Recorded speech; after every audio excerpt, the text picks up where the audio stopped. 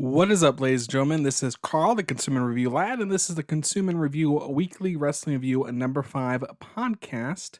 I want to start off this podcast with the weekly spoiler warning. If you don't want to be spoiled for any wrestling at all, please do not listen to this podcast because I may spoil something for you. I also want to start off with a correction for last week. Last week I mentioned the Raw ratings. I got the numbers off. I saw two different numbers online and I just kind of went with the lower number.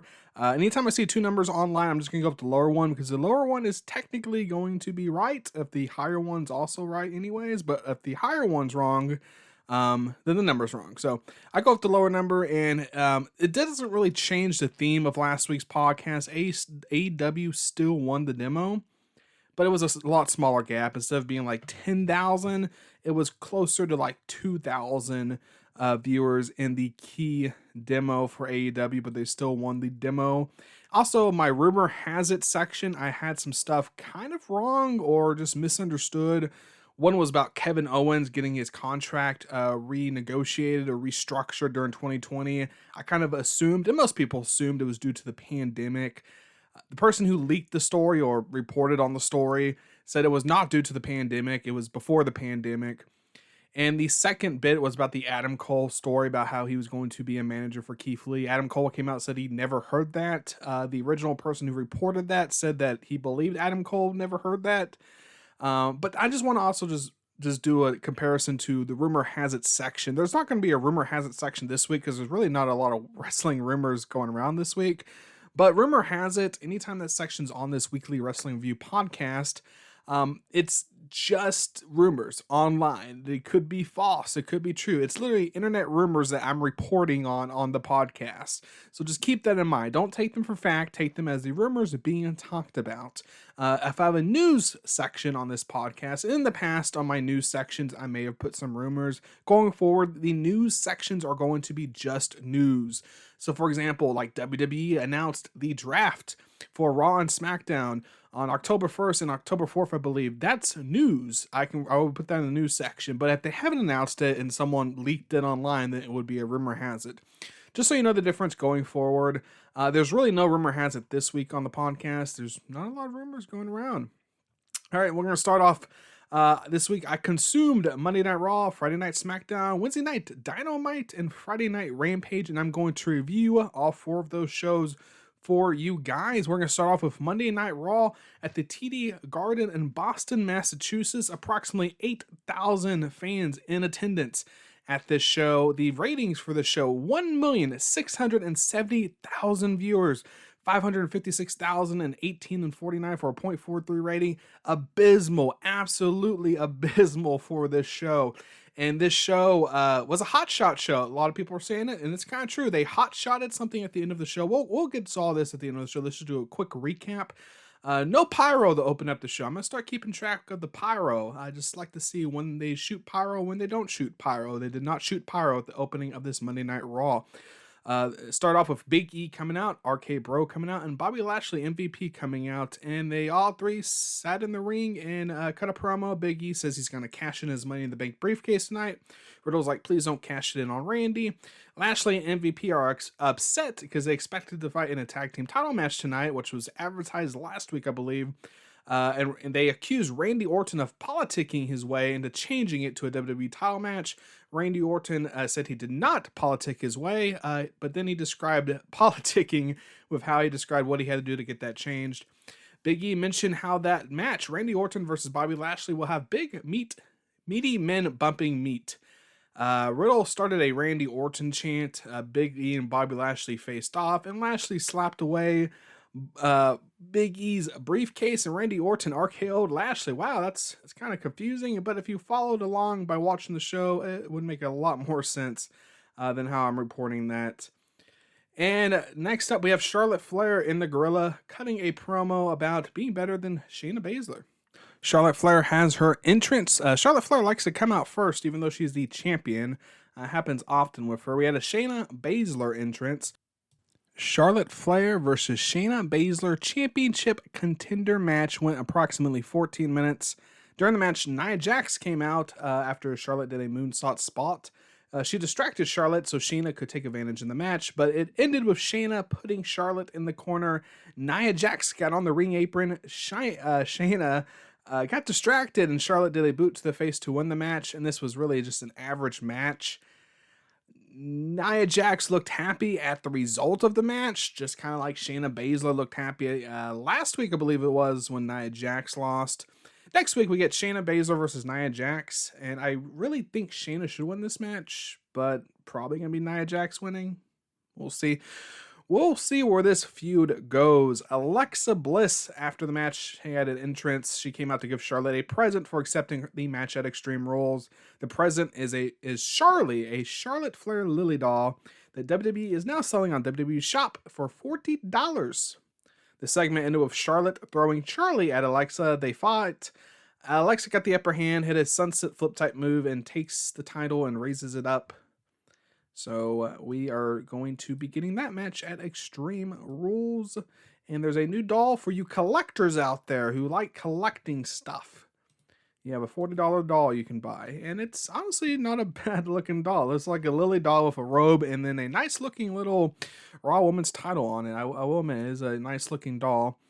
$40 though. Maybe if you want to spend $40 on it, go ahead and do so. Drew McIntyre entrance. Jinder and his friends, Jinder Mahal, Shanky, and Veer came out and they attacked Drew from behind in the ring. So Drew McIntyre came out. I went to a commercial break. He came back, and it's where whoever came out during the before the commercial break still in the ring with their music playing. And instead of Jinder having entrance, he just came in with his friends and attacked Drew from behind. Viking Raiders had an entrance. Drew and Viking Raiders versus Jinder Mahal, Shanky, and Veer. It went approximately 2 minutes, and it ended with Drew pinning Shanky after a Claymore. This match was basically, first off, this match was a match. And this match was basically a Drew McIntyre showcase, and that's all it was. It was Drew McIntyre moves. There's, I guess, some other moves, but for 2 minutes, that's what I noticed. Big E backstage with the New Day. They are reunited. They talk about how Boston is Kofi's hometown. It's also the hometown of John Cena and Sasha Banks. Those two were not there, I believe, but Kofi was, and it's also his hometown. I did not know it was Kofi's hometown. Big E asked Kofi for advice, and then they sing a song. Damian Priest entrance. It cuts to commercial. Coming back, we see Reggie's backstage. He's running from several people, chasing him for that 24/7 title, the weekly Reggie segment. Truth is upset at Drake Maverick because his plan did not work, and Drake Maverick told R-Truth that it was not the plan, it was the execution. Then R-Truth and Tawazawa argue. Damian Priest had a video promo from earlier today talking about how he's excited to face Jeff Hardy. Jeff Hardy has his entrance. Priest is enjoying it, clapping along. Sheamus also had an entrance. He came out because he's doing commentary for the match. We have Damian Priest versus Jeff Hardy for the United States Championship. This match went approximately 12 minutes, with Priest winning, doing a reckoning on Jeff Hardy to get the pin and win the match. This was actually a decent match. There was one spot where it looked like Jeff Hardy was about to win, and Sheamus got up and told everyone it was a 3. It was a 3. It was like a 2.9. It was a good match, but immediately after it was over, Sheamus attacked Priest, and then Sheamus bro-kicked Jeff Hardy, and then Priest bro-kicked Sheamus, so Priest stands tall at the end. Nikki Ash and Rhea Ripley are in Gorilla talking to each other. Nikki wants a special celebration. Natalya and Tamina come join them. They start trash talking, then Tamina shoves Nikki Ash, and a big brawl comes out. Sonya and the ref break it up. Sonya creates Nikki Ash versus Tamina before the scheduled Rhea Ripley versus Natalya match. So we have a Nikki Ash entrance with Rhea Ripley walking out with her during it. We go to commercial.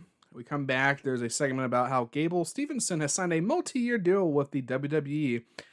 And you figured he would probably be on Monday Night Raw since it's owned by USA, which hosts the Olympics. But we'll see what show he goes on. But more than likely, it's probably going to be Monday Night Raw. He might skip NXT entirely. And it's rumor has it's not going to be until like May of 2022. Randy Orton and Riddle are backstage talking. Orton puts on headphones to ignore Riddle. Big E comes into the locker room saying he's lost. But him and Orton have a face-off. Tamina has her entrance, and Natalya walks out with her. Nikki Ash versus Tamina went approximately 4 minutes and ended with Nikki Ash landing a tornado DDT on Tamina to win. This match was a match. Tamina kicked out right at 3, so it almost looks like it could have been a botch. Probably not. I feel like Nikki Ash's reaction afterwards says it wasn't a botch. And Nikki Ash barely won. And I really thought that was going to be her gimmick when she was champion. She was just going to barely beat everyone and retain her championship title. And that's clearly not what happened because she lost to Charlotte. But that's what I thought her gimmick would be. After the match, Rhea helps Nikki Ash. Natalya's like, don't do that. She attacks Rhea. And then Natalya and Tamina double team Nikki Ash. And we go to a commercial break. When we come back from commercial, the match for Rhea Ripley and Natalya is already underway, so I don't really have an approximate time for this match, but from the time we came back from commercial to the time the match ended, it was approximately 11 minutes. During the match, Nikki Ash kind of tripped Natalya behind the ref's back, and then Natalya tried to cheat by putting her foot on the ropes during a pin, and Nikki Ash got her foot off the rope. Rhea then puts Natalya in a sharpshooter type move, and Natalya taps out. This was actually a decent match. We have a Mansoor entrance with Mustafa Ali. We also have a New Day entrance. Mansoor dances with the New Day. Mustafa Ali tries to stop it like an embarrassed teenage child trying to get their parent to stop dancing at a baseball game. Just stop. You're embarrassing me. What are you doing? Stop doing that. We go to a commercial break. When we come back from commercial, Charlotte Flair's backstage interview that ends with her throwing the Charlie doll in the trash. T-Bar and Mace have their entrance. AJ Styles has an entrance with Omos. Mansoor, Mustafa Ali, Kofi Kingston, and Xavier Woods versus T-Bar, Mace, AJ Styles, and Omos win approximately 10 minutes. Ended with Omos slamming Mustafa Ali to win. The story early on in the match was Mansoor and the New Day were not tagging Ali and just kind of tagging each other, and then Ali tagged himself in, so you can kind of see a little tiff there between Ali and everyone else. This is a very slow, but it's fine. When WWE has a slow storyline, I'm going to say it's fine because they usually don't. But this is a slow storyline of Mustafa Ali turning heel on Mansoor and probably going to feud pretty soon. And at one point in this match, all four of the good guys kind of faced Omos, and then Omos cleaned house. This was actually a really fun match. We had Bobby Lashley backstage with MVP getting interviewed. He says Big E is not a distraction. They're focused on Randy Orton. And then Big E cashes in. It's going to be the worst mistake he ever makes. Big E comes in the frame and boos MVP. We have a Doudrop entrance and an Eva Marie entrance. Doudrop and Eva Marie went approximately 2 minutes, ended with Doudrop doing a crossbody type move on Eva Marie and pins her for the win. There was some offense from Eva in this match, so it wasn't completely one-sided. This was a match. Karrion Kross cuts a backstage promo talking about causing suffering to wrestlers. We see a montage of his matches on Raw thus far. He said he's not here to get lost in the shuffle, and he will beat up everyone. Randy Orton has his entrance with Matt Riddle. Bobby Lashley has his entrance with MVP. We have Randy Orton versus Bobby Lashley for the WWE Championship. This match went approximately 14 minutes. Orton kicked out of kind of an awkward spear in this match. Orton hit an RKO on Lashley to escape the Hurt Lock. MVP dragged Lashley under the ropes. Riddle confronts MVP. Orton RKOs MVP. Riddle then laid on the ground next to MVP, looking happy that he was knocked out from the RKO. Lashley speared Randy Orton and pinned him to win the match. This was actually a really fun match. After the match, Riddle goes to help Orton. Lashley attacks Riddle. You're not allowed to help people in that ring, guys. We've seen it already earlier tonight. Do not do that. If your tag team partner is in the ring being laid out, don't help them because you're going to get attacked. Lashley then slams Orton through the announcer's table. Big E's music hits and he comes out to cash in. Lashley saying he hurt his leg somehow and he can't wrestle. Big E slaps him. Lashley's like, never mind, I can wrestle. So they start to fight. So they start the match. Big E versus Bobby Lashley for the WWE Championship. It went approximately 1 minute. Lashley started off tackling Big E and doing a ground and pound. Lashley speared Big E. Big E kicked out of two. More back and forth. Big E does the big ending on Lashley to win the match. New Day came out to celebrate. Pyro went off. Fans were going wild. And that was for a 1 minute match was decent. I'm going to be honest. It was a decent 1 minute match. This was really just an average Raw, though. Besides the big ending, besides the hot shot ending, which it was a hot shot ending, I'm glad Big E won the title, but Big E could have won this title in such a better way. Bobby Lashley completely destroyed Kofi Kingston at Money in the Bank, and he has this feud with Kofi Kingston and Xavier Woods for a little, I guess maybe a few months or a few weeks now. And Bobby Lashley could have used that, not Bobby Lashley, Big E could have used that against Bobby Lashley to get the title. But instead, how it comes off is Big E was like, well, I could cash in on any show. Raw or SmackDown, and he chose Raw. So he goes off his SmackDown show to go to Raw to cash in, which as a babyface makes it look like that he thinks he won't be able to beat Roman Reigns and could beat Bobby Lashley. And there was really no, I guess, why did he cash in on Lashley over Reigns? I don't think that was ever explained, but it could have been explained in a way as revenge on what happened to Kofi Kingston. You could have had a better long-term storyline drawn together for this moment than what it was. Clearly, it sounds like the WWE didn't plan for this since they had a tag team match scheduled. They switched it to the title match, and then they switched it to the cash-in, and was kind of probably decided on the morning of. If you had a better long-term storyline of this was mostly revenge for what happened to Kofi, and he left his brand to defend Kofi and get the WWE title, I think it would have been a better moment. But either way, Big E won the title. I think he deserves to win the title. I think it's great he won the title. I really didn't know where Lashley could go going forward. I kind of had a theory he maybe would go into a program with John Morrison, but that clearly is not happening at all because John Morrison kind of turned into a jobber here the last few weeks. So also, where does Big E go from here? Because who's a big enough heel to really have a feud with him? It's probably going to be Bobby Lashley for a bit. We have the draft coming up.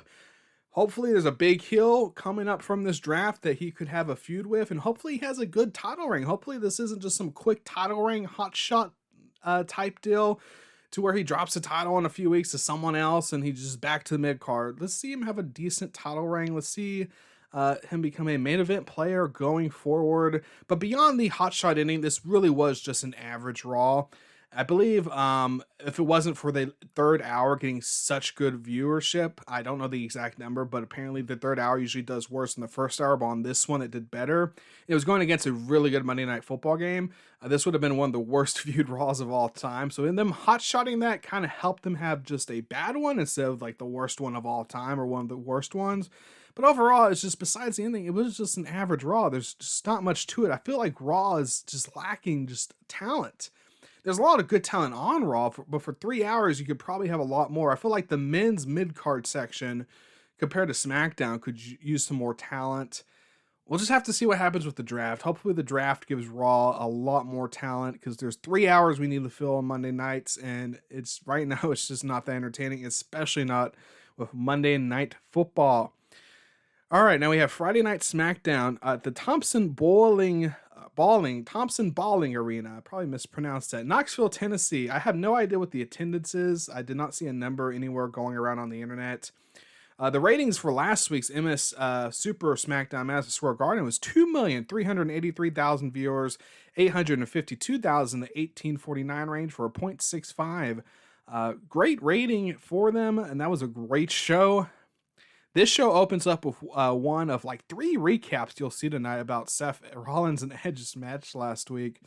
We had Roman Reigns' weekly entrance to start the show off, it seems like. Reigns cut a promo asking Knoxville to acknowledge him. Heyman cut a promo hyping up Roman Reigns. Big E hit his music. He came out. He got a "You Deserve It" chants from the fans in Knoxville, Tennessee. Big E and Reigns had a face-off holding their respective titles. Finn Balor had an entrance. And then we go to a commercial break. When we come back, we have a tag team match. Finn Balor and Big E versus the Usos. It went on for approximately 12 minutes. Ended with Balor hitting his signature move on the not legal Uso. Balor was also not legal. While Big E, the legal man, hit the big ending on the legal Uso to win the match. Clearly, I don't know which Uso was which when I wrote these notes. But that's how the match ended. And this was actually a decent match.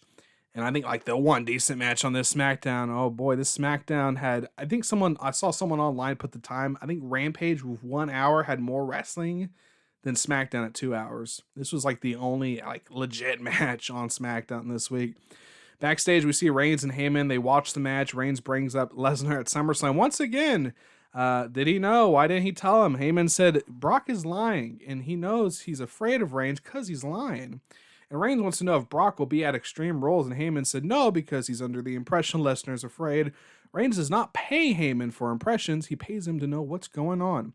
Rick Boogs is playing the guitar. Nakamura entrance. McAfee drops a Bebe here, and he also dropped another Bebe, I think later on in the show. I wonder if this is going to be a new thing from McAfee. Maybe he'll drop one once a week. Who knows?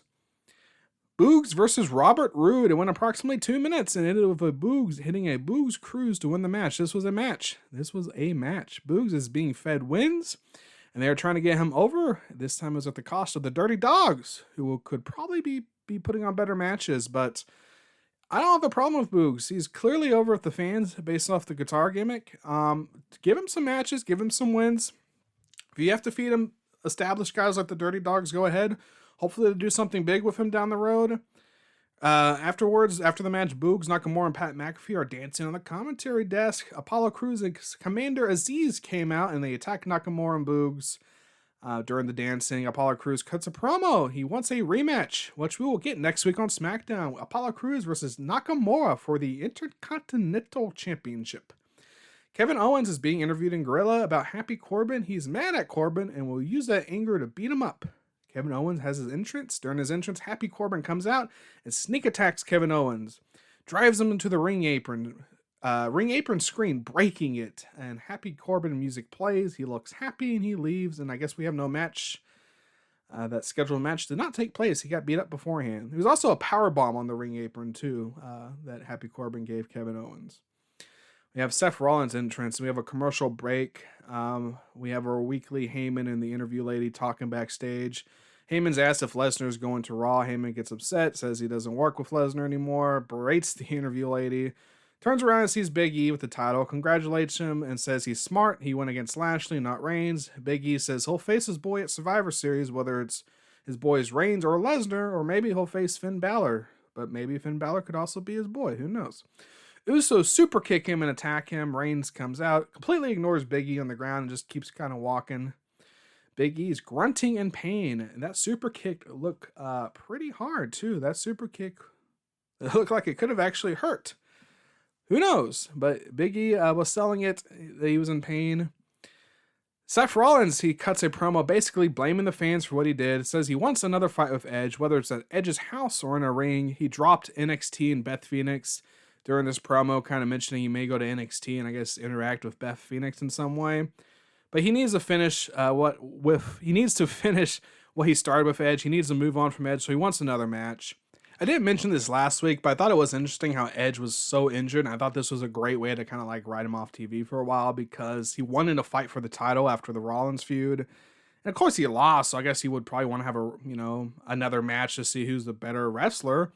But him being injured was just like, okay, he might be off for a while. We'll see Edge later on. But now since this Rollins promo makes you think, well, Edge might just be back at Extreme Rules. So we'll just have to see where this is going.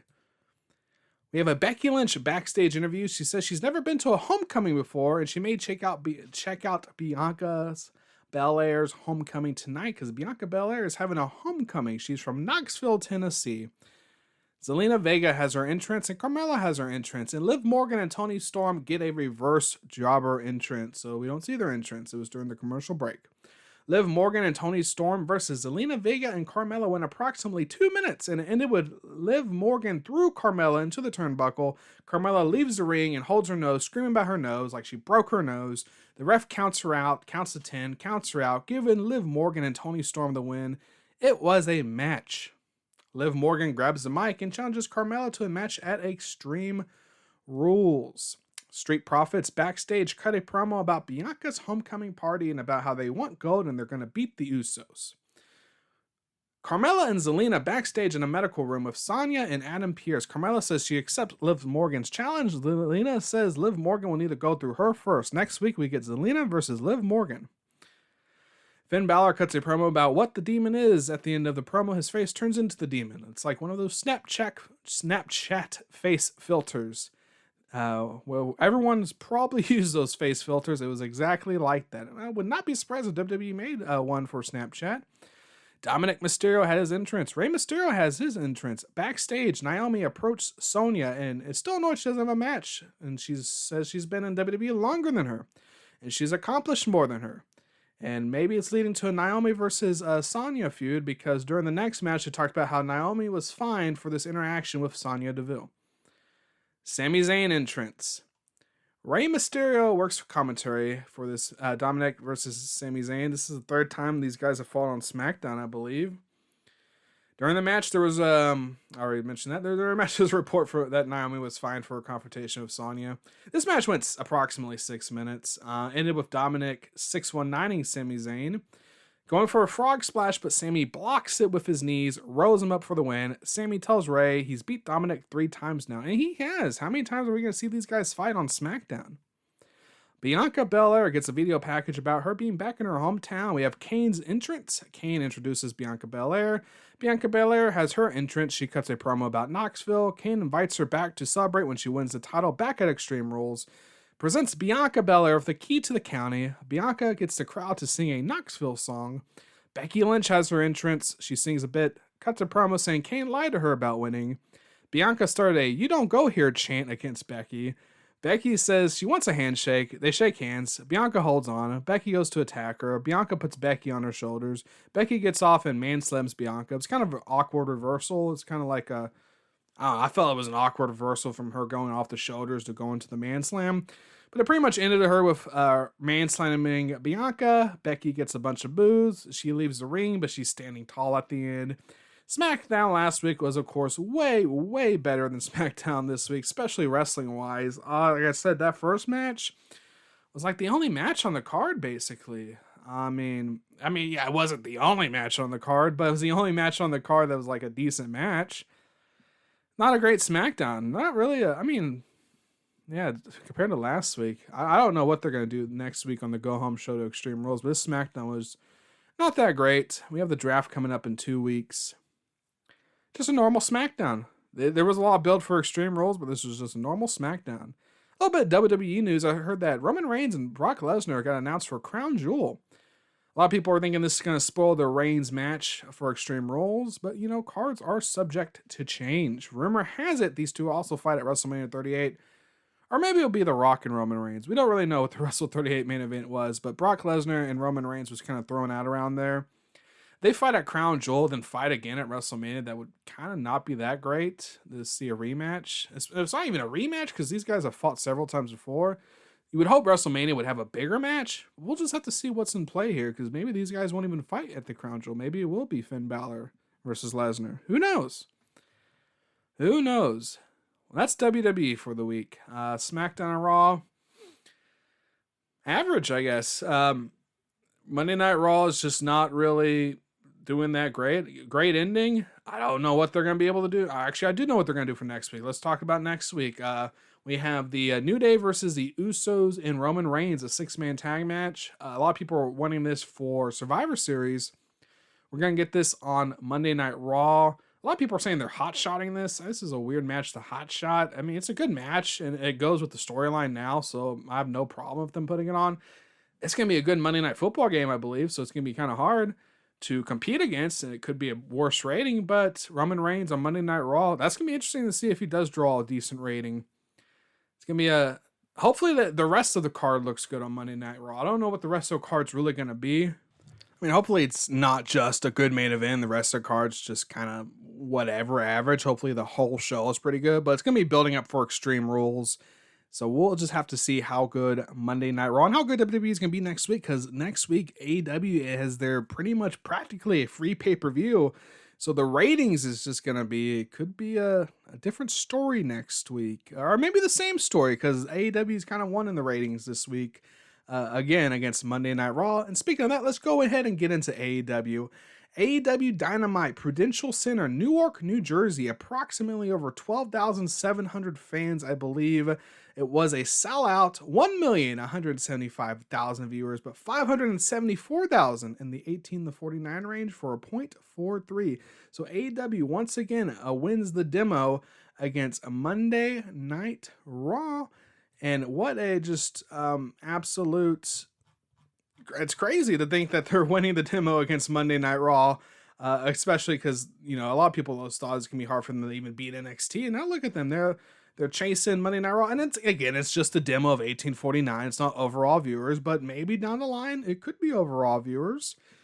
We'll just have to see. Pyro goes off. AEW's bringing their fans pyro. That's how it starts off this Wednesday night. CM Punk entrance. CM Punk does his crowd dive, he hangs out with the fans. We have Excalibur is back.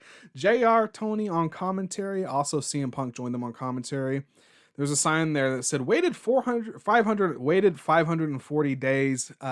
This was supposed to be the original Blood and Guts match in Blood and Guts AEW event in 2020. Of course, COVID happened, so it got rescheduled. So this is kind of that makeup show. We have Adam Cole's entrance, Frankie Kazarian's entrance. We have Adam Cole versus Frankie Kazarian. This match went approximately 9 minutes. Adam Cole's first match in the AEW. Adam Cole hits his sunshine move and does a knee to the back of the head to win the match. This was a good match. I saw a report on Twitter this week that Frankie Kazarian has 53 wins in AEW and the second most all-time wins in AEW. But if you watch Dynamite, you would not know that because Frankie Kazarian has been losing on Dynamite. So we should bring those wins on Dynamite. We need Frankie Kazarian to get more wins on Dynamite with this Elite Hunter gimmick. In the end, hopefully that's what happens. Hopefully this Elite Hunter gimmick is not a huge joke and he just wins on Dark and constantly loses on Dynamite. Just give him some wins on Dynamite. That's what I want. I like this. I like Frankie Kazarian. I like this Elite Hunter gimmick. I like to see it be better in the end. I like to see him get some wins and not just jobbing out to the Good Brothers and jobbing out. Well, jobbing out to Adam Cole makes sense. And this is a good match on paper. I'm going to be honest. This was a good match. Not even on paper. This was a good match to watch. I just would like this Elite Hunter gimmick to be taken a lot more seriously than what it looks like on Dynamite. I know he's getting a lot of wins on Dark and probably Dark Elevation, but on Dynamite, he's been losing. Let's give him some wins on Dynamite, even in tag team matches or whatever. After this match, Adam Cole cuts a promo saying the locker room cannot keep up with the Elite. He dislikes 3 guys. He dislikes Christian Cage, Jungle Boy, and Luchasaurus. He challenged them to a 6-man match at Rampage next week with him and the Young Bucks, and they say the Super Click is back. Lucha Bros, Butcher and the Blade video promo package. They have a match on Rampage for the titles. Tony Schiavone interviews Sammy and Fuego del Sol backstage. Fuego del Sol just bought a new car, and he will trade it in to be the TNT champion. He challenges Miro for the belt. If he loses, Miro can keep the car. MJF does his entrance with Wardlow. MJF cuts a promo just trashing New Jersey. He got an asshole chant, a shut the fuck up chant. He cut a promo trashing Brian Pillman Jr. MJF goes to cut his Better Than You promo, but Brian Pillman's music interrupts it. MJF sends Wardlow to the ramp, but Pillman comes in through the crowd with a chair. MJF retreats to the corner. Wardlow takes the chair. Pillman slaps Wardlow. Pillman and Wardlow start to fight, but Wardlow leaves the ring and Pillman stands tall in the end. Cuts to a backstage taped interview of Pillman with JR. Pillman cuts a promo on MJF, hyping up their match next week on Dynamite, I believe. It's going to be on Grand Slam Dynamite. We have Christian Cage and Jurassic Express backstage interview. Christian Cage mentioned how Cole's friends are the EVPs who dragged his sorry ass out of development.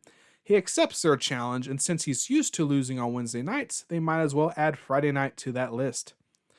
Matt Sydal, Dante Martin, and FTR all got jobber entrances for this next match. We didn't see any of their entrances on TV. It was kind of during commercial.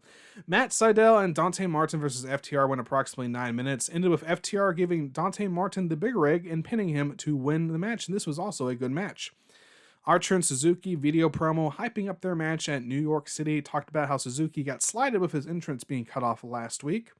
Lights go out. Malachi Black comes out. He has his entrance. He grabs the mic. He says there's an enemy in here. It's Rosario Dawson. She's the enemy. She's wearing a Nightmare Factory jacket. She's in the front row. She comes through the barricades. Cody Rhodes kind of comes out through the crowds wearing an all-red suit. Rosario jumps on Black's back. Black kind of knocks her off. Cody and Black fight, and then they fight all the way through the crowd, grabbing drinks from fans and throwing them at each other. And they even went into the concourse and were fighting, and this wasn't on TV. It went during a commercial while they were fighting in the crowd, but they went into the concourse. It wasn't on TV, and it was also not shown to the people at the center. They didn't even know about it. Unless you were actually in the concourse watching it, you would not have seen this fight take place, which is just kind of an interesting, cool little thing they did, in my opinion. Anna Jay and Bunny video promo hyping up their Rampage match. Dark Order backstage interview. Anna being interviewed. Evil Uno cuts her off. Alex Reynolds comes out and cuts him off. Anna Jay is upset the Dark Order are still fighting. Only wants to take Conte ringside for her Rampage match. Dan Lambert and some American Top Team fighters and Men of the Year are in the ring. He cuts a promo about how every shirt is sold out in men's small and women's extra large, which is probably not true. I mean, I've been to wrestling events, and I feel like the sizes that would get sold out the quickest are the bigger sizes, the double X, triple X, quadruple X, single X. Women XL maybe, but the men's small, I don't think maybe the medium, the small, I get what he's saying. I get his promo, but the men's small selling out, he could have just easily said the men's single X selling out and just get just as much heat. And it might almost be a little bit more true than men's small selling out. And he goes on just to make fun of matches like the average AEW hater you see online all the time, making fun of matches. Chris Jericho hits his entrance. A big surprise. Dan says, cut the music off. The fans don't know the words anyway. So the fans start singing it. There's a lot of shit said during this segment. Literally, you heard the word shit a lot this episode of Dynamite. So much so that Chuck Taylor on Twitter said he's not interested in saying it on TNT anymore. It's not special anymore. It's not once a show or twice a show. It's a lot of times a show. That's what it is.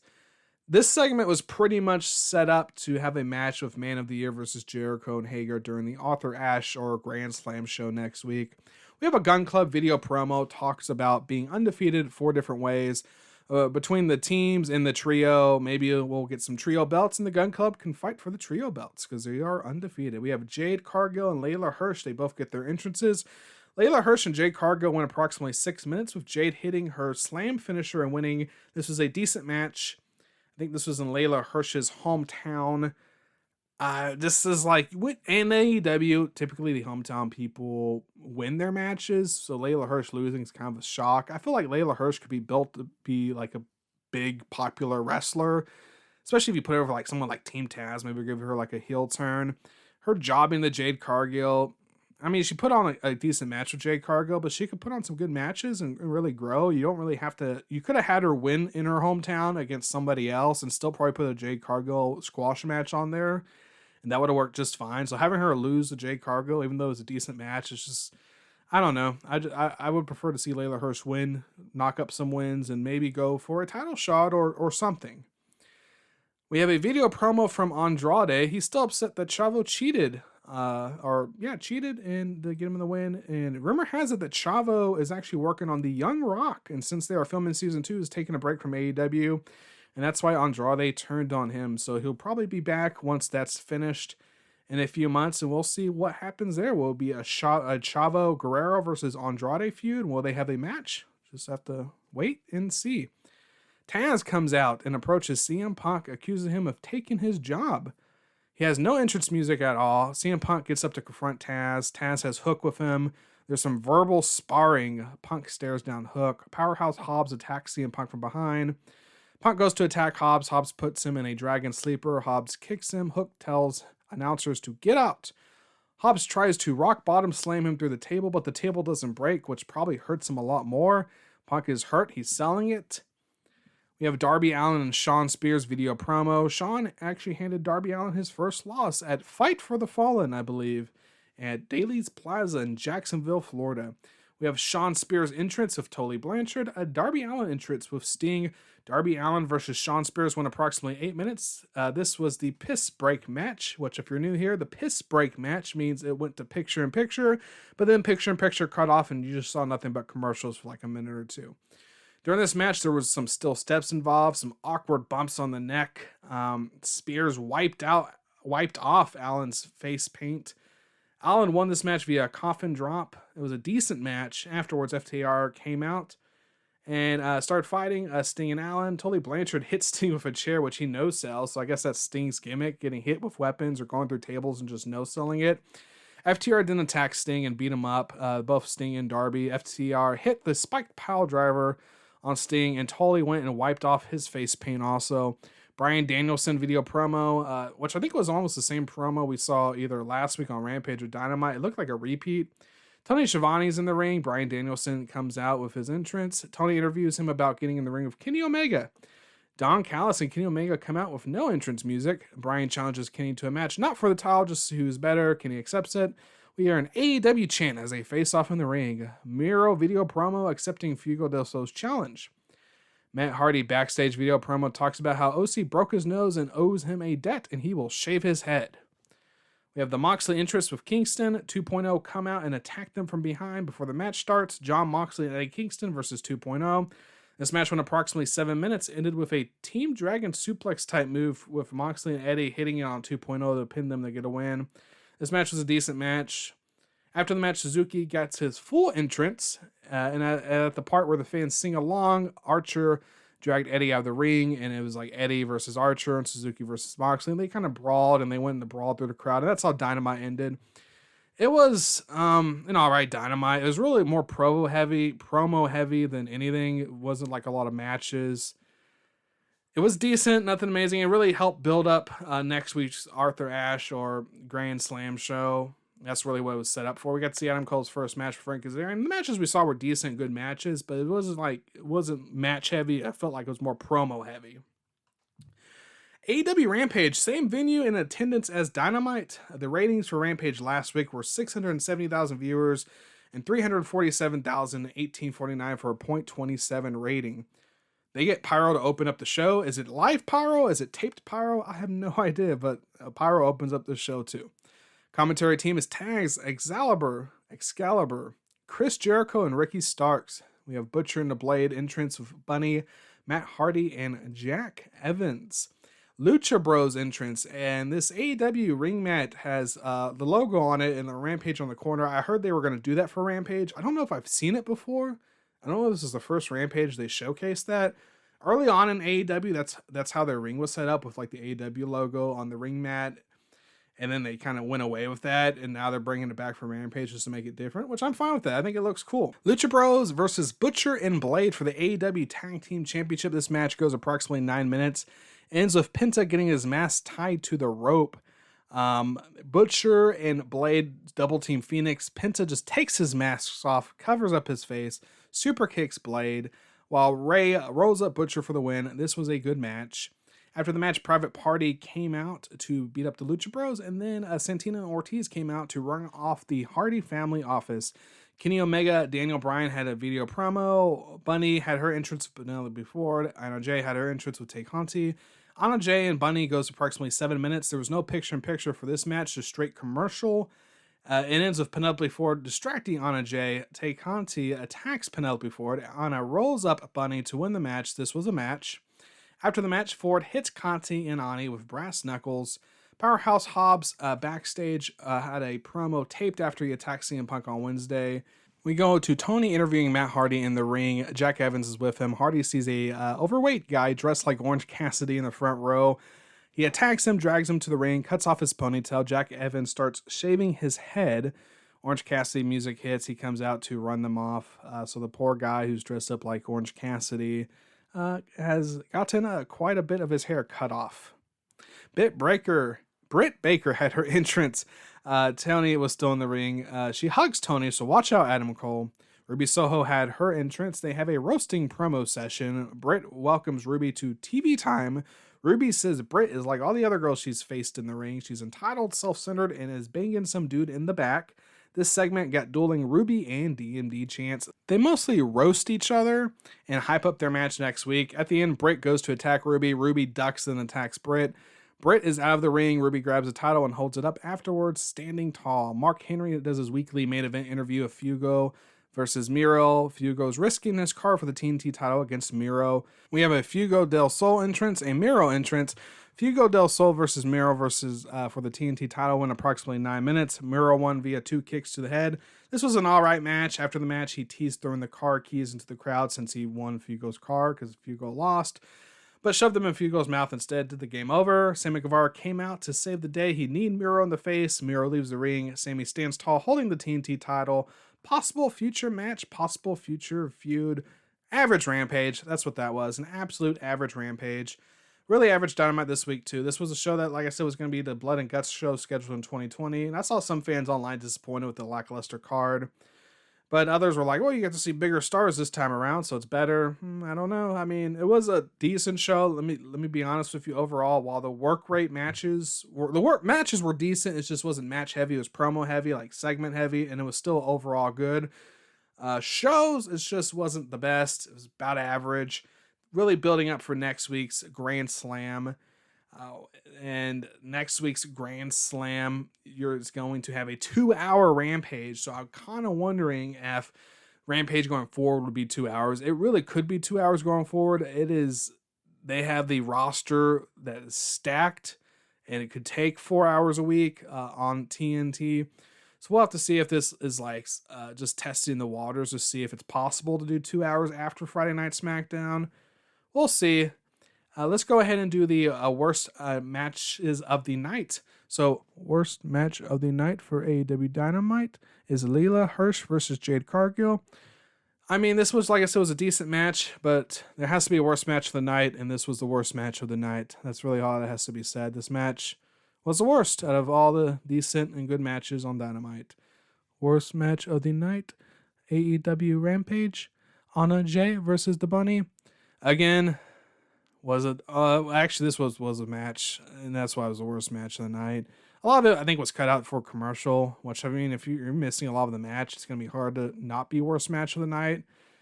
Lucha Bros versus Butcher and Blade, and the other match were just better than that match. So those are the worst matches of the night for AEW. And now let's get to the match of the night, brought to you by Zero Sugar Soda. I do not know what's in those sodas with zero sugar.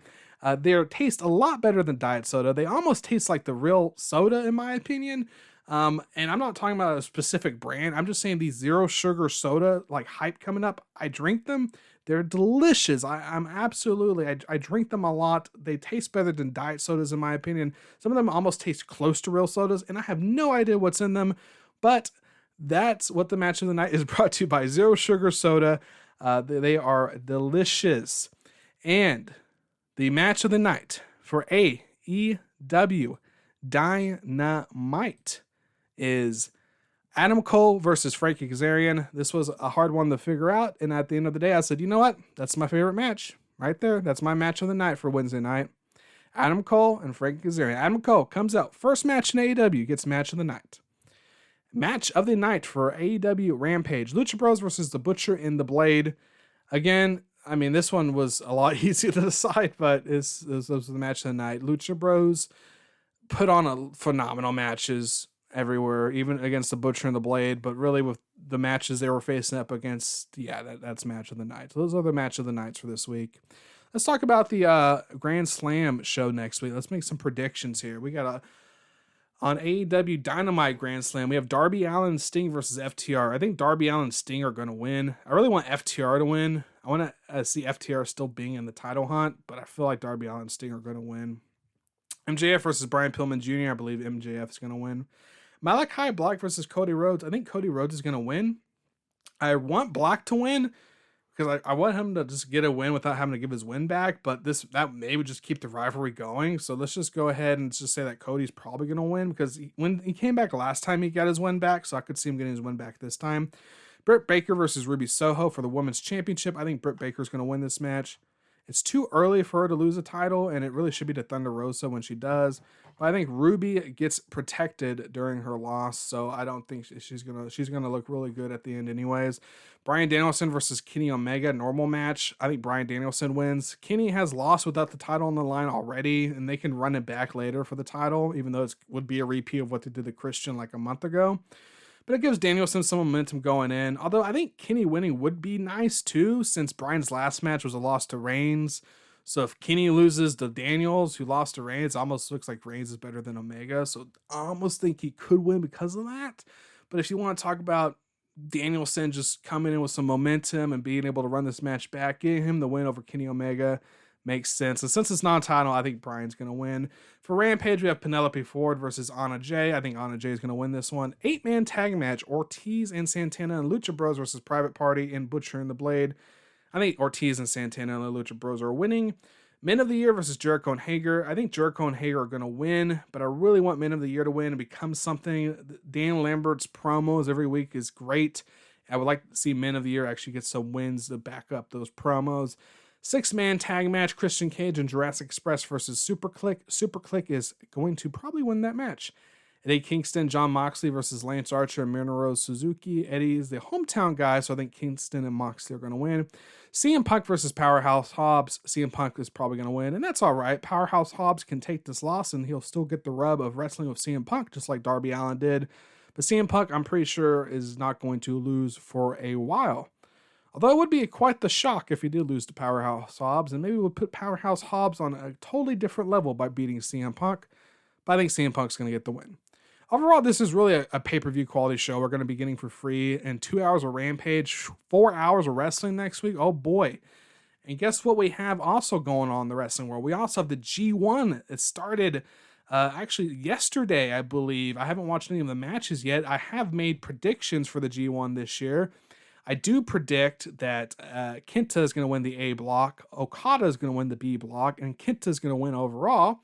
We'll see if I'm right or not. So I will start adding those match of the nights and worst match of the nights for the G1 tournament on upcoming podcasts. So look out for that on Weekly Wrestling Review number 6 and going forward.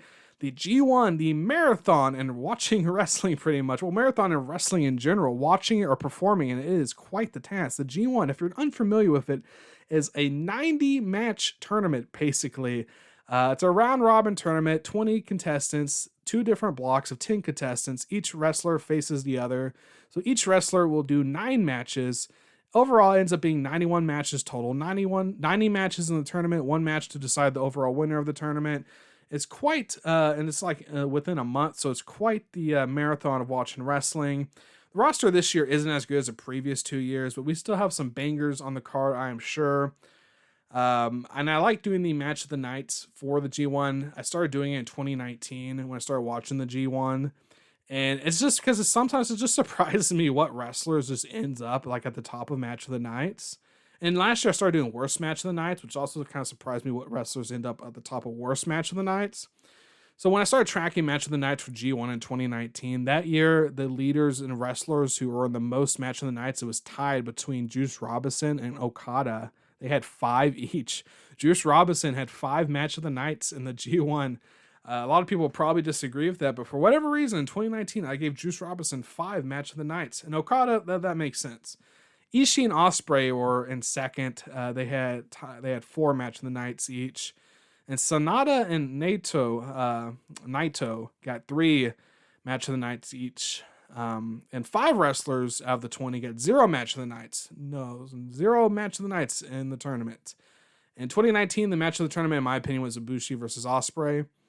In 2020, when I started tracking worst match of the night, the leader was Yujiri Takahashi, I think is his last name. Yujiri is a Bullet Club member. He had 8 worst match of the night. Literally every match he had, besides his Ibushi match, was worst match of the night. Yano was second with, I believe it was 6. I have 7 written here. I think it might have been 6. I might have wrote the wrong number. Either way, he was in second. And Yano, it makes sense because a lot of people consider his matches like bye-week matches, but some of his matches are just entertaining in general, so that's why it kind of sometimes won't be worst match of the night. Juice and Yoshi were third. I think they got 3 apiece. So Juice goes from having tied for match of the nights in 2019 to getting 3 worst match of the nights in 2020. 4 wrestlers in 2020 get no worst match of the night. So 4 wrestlers went through the whole tournament without a single match being worst match of the night. In 2020, for match of the nights, I had Goto leading with 5 match of the nights, which is kind of a surprise. And that's why I like keeping track, just to see the surprises. Juice in 2019, Goto in 2020. I actually went through the list I had of where I keep track of it, and a lot of those match of the nights were against like big names too. So but it is still surprising me that he has 5 match of the nights. Because some of my favorites are like Ibushi, Will Ospreay. You think they would lead? No, it's someone like Goto is leading. Ibushi, Shingo, Tanahashi, and Sanada were tied for second with 4 match of the nights. And Ishii, Okada, and Naito got 3 match of the nights. 8 wrestlers last year got no match of the nights. So 8 of them had 0 matches on the nights, more than 2019. Match of the tournament, in my opinion, was Okada and Shingo, pretty much. So Okada and Shingo. I don't know why I wrote his first name at one point and his last name at another point, but it was Okada and Shingo was the match of the night. It's actually one of my favorite matches of the year last year. It wasn't my match of the year, but it was definitely in the running. It's probably my favorite match in New Japan that I saw last year. But I'm very excited to watch the G1. I'm going to start adding those match of the nights and worst match of the nights to the AEW match of the nights and worst match of the nights. And next week's just going to be a fun week of wrestling. We got the big shows for AEW. Next Sunday night, we have Extreme Rules, and we got G1 this week. Anyways, that's the end of this podcast. I would like to know your opinion of everything I said, of the shows. What do you think? Leave them in the comments down below or tweet me at consume_review. Anyways, my name is Carl. I'm the Consumer Review Lad. This has been Weekly Wrestling Review number 5. Peace out.